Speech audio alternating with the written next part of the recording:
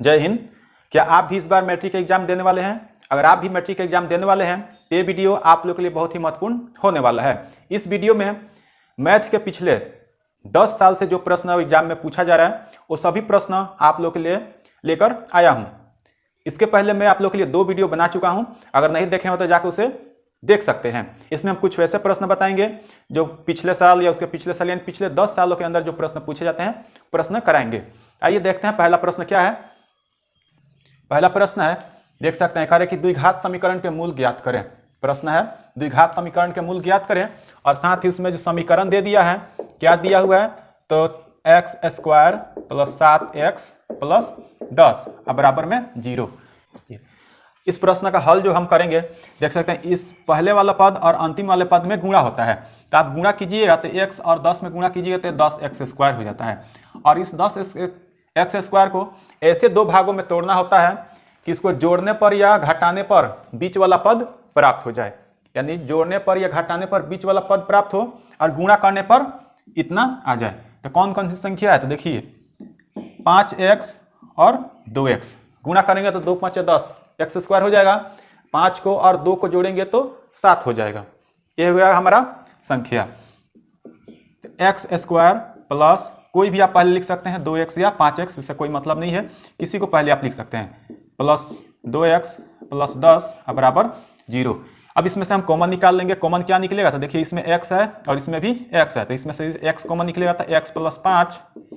यहाँ पर देखिए 2 है, इसमें 2 × 5 = 10, दोनों में 2 कॉमन निकल जाएगा तो बचेगा x प्लस में 5 बराबर 0। अब एक एक करके देखिए x प्लस 5, इसमें से एक लिख लिया जाएगा x प्लस 5। और जो हम कॉमन निकालते हैं x और प्लस 2, इसको एक बार लिख लेते हैं x प्लस 2 बराबर 0। या अब इन दोनों को एक एक करके 0 के बराबर किया जाएगा तो x प्लस 5 बराबर 0 हो जाएगा, x प्लस 2 बराबर 0। या x बराबर हो जाएगा -5, ये हो जाएगा x बराबर -2। अतः मूल हमें कह रहा था निकालने के लिए, तो अतः मूल क्या हो जाएगा, तो मूल हो जाएगा हमारा -5 -2। ये हो जाएगा इसका आंसर। बहुत ही आसान प्रश्न था। आपको समझ में आ गया हो तो जल्दी से लाइक करें और चैनल को सब्सक्राइब नहीं किए हैं तो सब्सक्राइब भी कर देना है। आइए अगला प्रश्न देखते हैं। यह भी प्रश्न आप लोग के लिए बहुत ही महत्वपूर्ण है। कह रहा है कि द्विघात समीकरण 2x square minus 2√2x plus 1 अब बराबर में लिखा है 0 के क्या निकालना, तो मूल निकालना है, मूलों का योग एवं गुणनफल ज्ञात करना है। बहुत ही आसान प्रश्न है और अच्छा भी प्रश्न है। देखिए इसको जो अभी गुणनखंड के रूप में हम बनाए थे वैसे भी आप लोग निकाल सकते हैं या इसको फार्मूला पर भी निकाल सकते हैं। देखिए इसको फार्मूला पर निकालने के लिए ये हो जाएगा a बराबर लिख लीजिए 1, a बराबर हो जाएगा 2 क्योंकि ये की जगह पे है। यहाँ पर b बराबर हो जाएगा -2√2 और c बराबर हो जाएगा 1। यहाँ पर आप लिख सकते हैं हल किया जा रहा है, हल। इसको समीकरण ये हो जाएगा a बराबर 2, b बराबर -2√2 और c बराबर हो जाएगा 1। अब देखिए अब हम इसको विविध कर निकालेंगे। विविध कर यानी d। विविध कर क्या होता है, तो b² - 4ac, b² - 4ac यानी विविध कर होता है जिसको d से सूचित किया जाता है। तो d बराबर फार्मूला होता है b² - 4ac। अब यहाँ पर देख सकते हैं कि d बराबर p का मान कितना निकला है, तो -2√2, तो -2√2 का होल स्क्वायर -4 इंटू a का मान 2 है तो 2 इंटू c का मान 1 है। तो यहाँ पर क्या आ रहा है d का मान, तो d बराबर हो जाएगा, इसका 2 का स्क्वायर करेंगे तो 4 और √2 का स्क्वायर हो जाएगा 2 और -4 दूना 8, 1 में गुणा हुआ तो उतना ही होगा। या d बराबर हो जाएगा कितना, तो 8 - 8 बराबर 0। d का मान कितना आया, 0। अतः हम यहाँ पर क्या निकालेंगे, तब x का मान निकाल लेंगे। x का मान होता है निकालने के लिए -b प्लस माइनस √d/2a।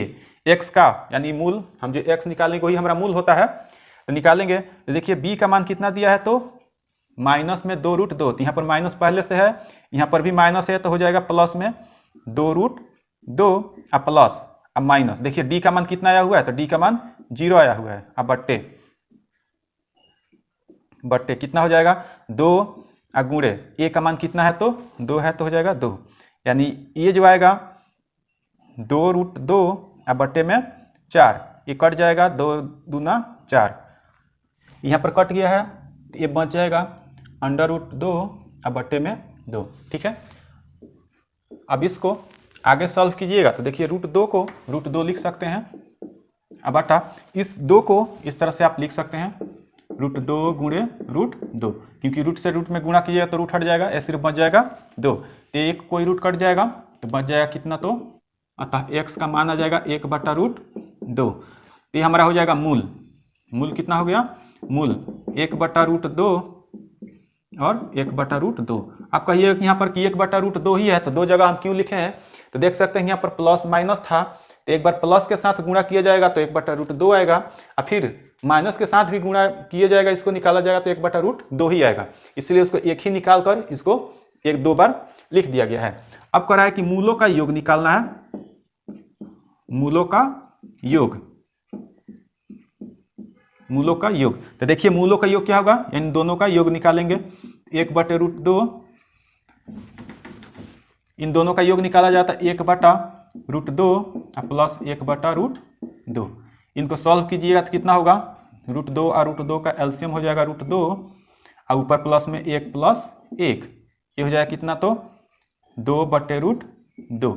अब इसको फिर इस तरह से आप गुणा कर सकते हैं, √2/2 था, इसको इस तरह से लिख सकते हैं कि √2 गुणे √2 बटे में √2, एक रूट से एक रूट कट जाएगा तो कितना बचेगा रूट में 2। अब फिर निकालना है कि मूलों का गुणनफल, मूलों का गुणनफल,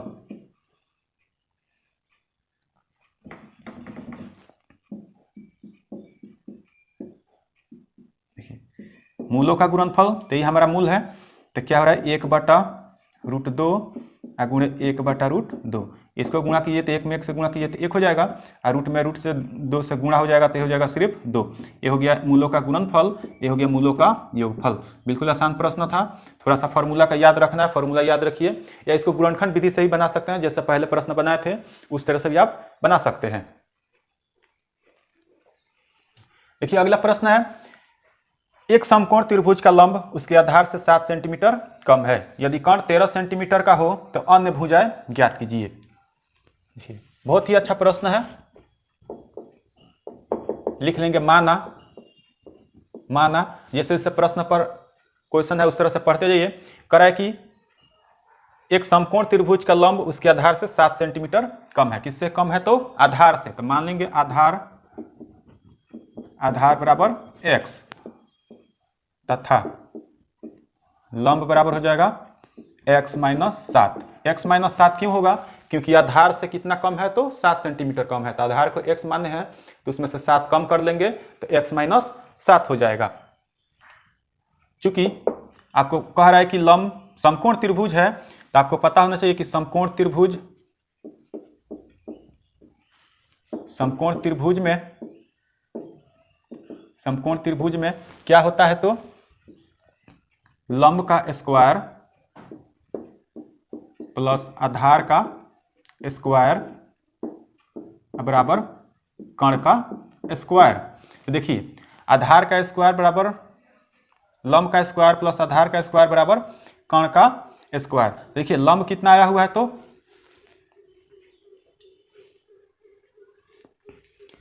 लंब कितना है तो x - 7 है, 7x - 7 का स्क्वायर प्लस आधार कितना है तो x है, तो x का स्क्वायर बराबर कर्ण कितना दिया है तो कर्ण दिया है 13, तो 13 का स्क्वायर।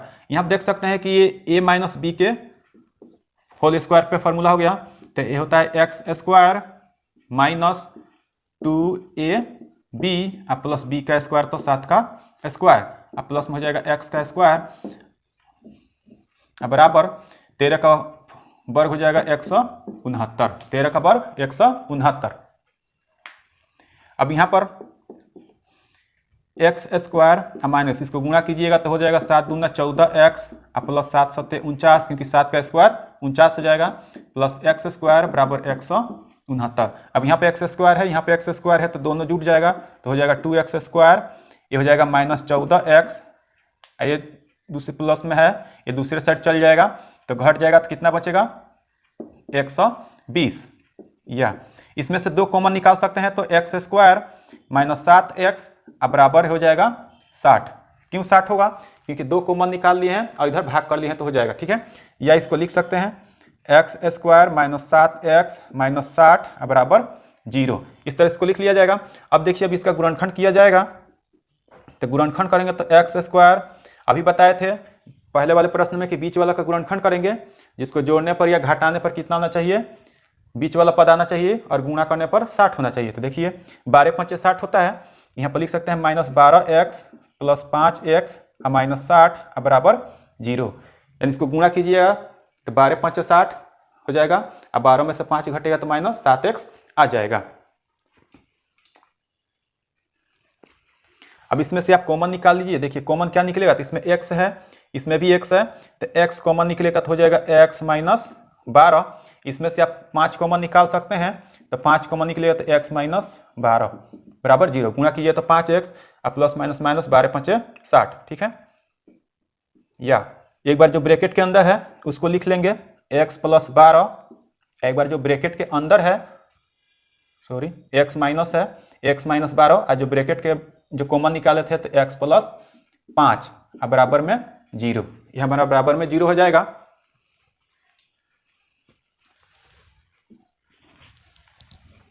अब दोनों को एक एक करके x के बराबर 0 के बराबर कर लेंगे तो लिखा है x माइनस 12 बराबर 0 हो जाएगा, एक हो जाएगा x प्लस 5 बराबर 0, या x बराबर हो जाएगा 12 या x बराबर हो जाएगा माइनस 5। तो आप लोग पता है कि किसी त्रिभुज कह रहा है तो त्रिभुज की लंबाई चौड़ाई या ऊंचाई कभी भी माइनस में नहीं होता है, तो एक कट जाए क्योंकि ये बराबर x का मान हमारा क्या हो जाएगा तो 12।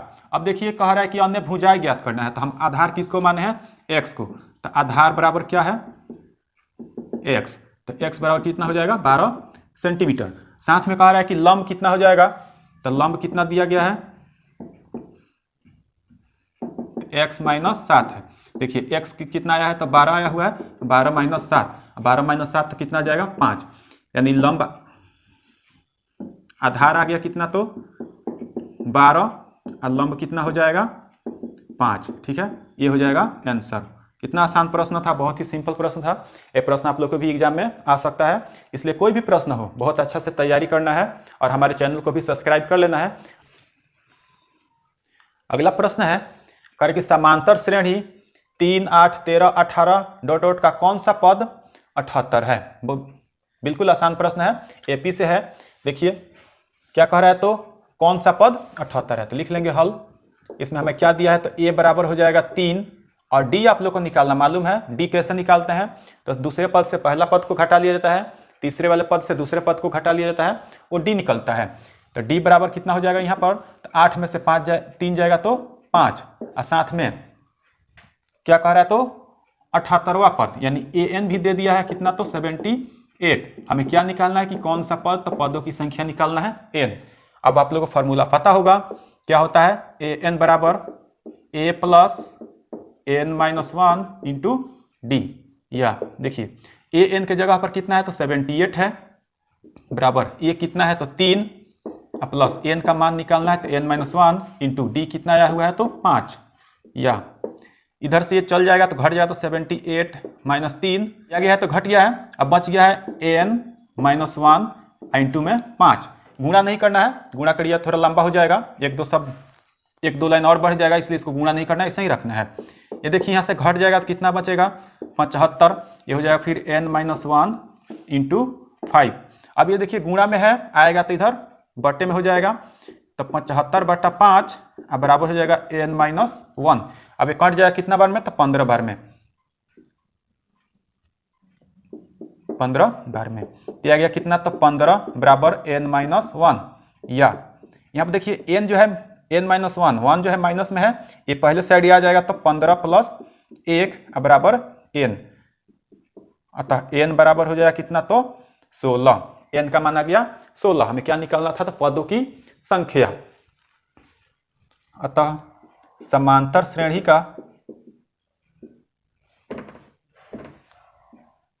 समांतर श्रेणी का 16वां पद कितना है? तो 78 है। ये हो जाएगा आंसर। बिल्कुल आसान प्रश्न था, एपी से है। इस प्रकार के प्रश्न आप लोग को एग्जाम में आएगा ही तो आएगा। हो सकता है कि इसके जगह पे अंक चेंज हो, कोई दूसरा प्रश्न आ जाए, लेकिन सॉल्व ऐसा ही होगा। एनवां पद कह देगा या डी का मान ज्ञात करने के लिए कह देगा, तो बस यही फार्मूला आप लोग को याद रखना है। इसी फार्मूला पे सभी प्रश्न बन जाएगा। ठीक है, कोई भारी नहीं है। अगला प्रश्न है, देख सकते हैं, करें कि उस समांतर श्रेणी का 31वां पद ज्ञात कीजिए जिसका 11वां पद 38 है और 16वां पद 73 है। यह भी बहुत ही आसान प्रश्न है। ऐसा भी प्रश्न आप लोग को एग्जाम में जरूर आएगा। इस हमारे चैनल को सब्सक्राइब कर ले, क्योंकि अगले वीडियो में हम कुछ और प्रश्न ऐसे ही आप लोग के लिए लेकर आएंगे। देखिए, करें कि एपी का 31वां पद ज्ञात करना है। एपी का 31वां पद ज्ञात करना है, जिसके लिए क्या दे दिया है? तो 11वां पद दे दिया है। 11वां पद दे दिया है 38। तो 11वां पद हो जाएगा कितना? तो a प्लस 10d बराबर 38। समीकरण हो जाएगा 1। फिर कह रहा है कि 16वां पद, 16वां पद कितना दे दिया है? तो 73। तो 16वां पद दे दिया है, तो a प्लस हो जाएगा 15d बराबर 73। समीकरण नंबर 2। इस प्रकार के प्रश्न आएगा तो आप समीकरण से ही बना सकते हैं। देखिए, इसको कीजिएगा समीकरण 1 माइनस समीकरण 2 से, यानी समीकरण 1 में से समीकरण 2 को घटाएंगे तो समीकरण 1 क्या है? तो a प्लस 10d बराबर में 38 है। और दूसरा समीकरण क्या है? तो a प्लस 15d बराबर में 73 है। इन दोनों को घटाना है तो माइनस कर दीजिए, सभी चिन्ह बदल जाएगा। जो प्लस है वो माइनस हो जाएगा, जो प्लस है वो माइनस हो जाएगा। देखिए, a प्लस में 1 माइनस में, तो ये दोनों कट जाएगा, ये घट जाएगा। तो यहाँ बचेगा कितना? तो 15 में से 10 घट जाएगा तो माइनस 5d बराबर 73 में से 38 घट जाएगा तो बचेगा माइनस में 35। ये माइनस से माइनस कट जाएगा, यह हो जाएगा यहाँ पर d बराबर कितना? तो 35/7। d बराबर हो जाएगा 35 अब बटे में 5, तो कितना बार कट जाएगा? 5 7 35, यानी d बराबर आ गया कितना? तो 7, यानी हमारा सार्व अंतर मिल गया 7। ठीक है, अब d का मान यहाँ पर लिख सकते हैं। d का मान समीकरण 1 या 2 किसी में भी रख सकते हैं। तो समीकरण 1 में रखने पर, 2 में भी रहकर आप निकाल सकते हैं, आपको जिसमें आसान लगे रखने पर। तो समीकरण 1 क्या है? तो a प्लस 10d बराबर में है 38। ये हमारा जाएगा a प्लस 10 गुणे d का मान कितना आया हुआ है? तो 7 आया हुआ है बराबर 38। अब इसके आगे यहाँ से देख सकते हैं लोग, a बराबर हो जाएगा कितना? तो गुणा करेंगे तो 10 में 7 से तो 70 बराबर हो जाएगा 38। या a बराबर इसको 38 है, 70 प्लस में है तो चल जाएगा माइनस में हो जाएगा 70। या a घट जाएगा तो घटने के बाद आ जाएगा माइनस में 32, यानी a का मान आ गया कितना? तो -32। a का मान -32। अब हमें कह रहा है कि 31वां पद ज्ञात करना है। 31वां पद, तो 31वां पद ज्ञात करना है। तो देखिए, 31वां पद क्या होगा? तो a plus 30d, a plus 30d। तो a का मान कितना आया हुआ है? तो -32 प्लस 30 गुणे d का मान कितना है? तो 7 है। d का मान 7 है। अभी गुणा कर लीजिए, -32 प्लस गुणा हो जाएगा तो 7 210, 210। अब इसमें से घट जाएगा, 210 में से -32 178। अतः लिख सकते हैं एपी का 31वां पद कितना है? तो 178 है। आंसर हो जाएगा। बिल्कुल ही आसान प्रश्न था, छोटा प्रश्न था, इसमें कोई दिक्कत आप लोग को नहीं होगा। वैसा ही प्रश्न बनाना है, कोई भी प्रश्न दे दे तो। इस वीडियो का यह लास्ट प्रश्न था। अगले वीडियो में फिर आप लोग के लिए अलग प्रश्न लेकर आएंगे। हमारे चैनल को सब्सक्राइब नहीं किए तो सब्सक्राइब कर ले और शेयर भी जरूर करें।